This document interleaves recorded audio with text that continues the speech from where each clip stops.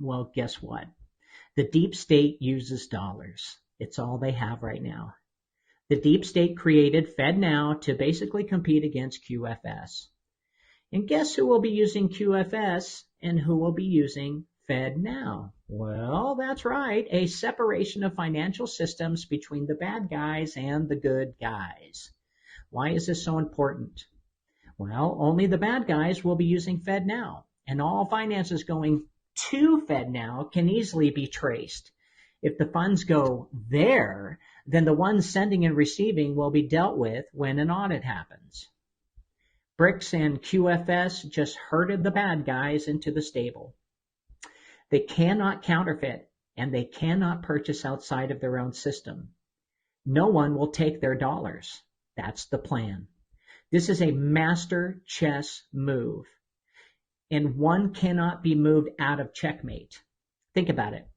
Why else is Mexico and Germany putting applications into BRICS? They know the FedNow CBDC is a trap. If any of those countries send funds into FedNow, they will be held accountable to deep state corruption.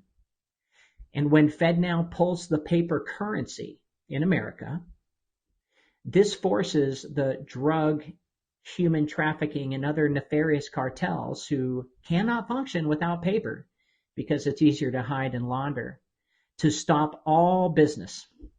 Because if their only alternative to sell drugs or people through FedNow, QFS, or BRICS encryption, which one will they be forced to use since the dollar will either crash or be less valuable than the rest? My guess is they would be screwed. If all currencies are digital, then all will be traceable to their activities. Most likely, Mexico and Germany are basically going to pull out of their agreements with the black market cartels because losing paper money will stop production. This leaves FedNow to have no choice but to keep paper currency, and the cartels will partner with the Federal Reserve. Do you see how brilliant that is?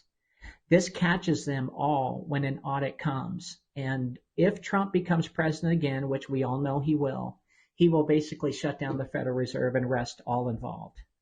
That's good news. There are hundreds of thousands of sealed indictments in the United States. Usually on occasion there are maybe around 30,000, but this is huge. The evidence that Durham has been collecting combined with the Federal Reserve audit could be the final blow to the deep state. This is why we are teetering on World War III.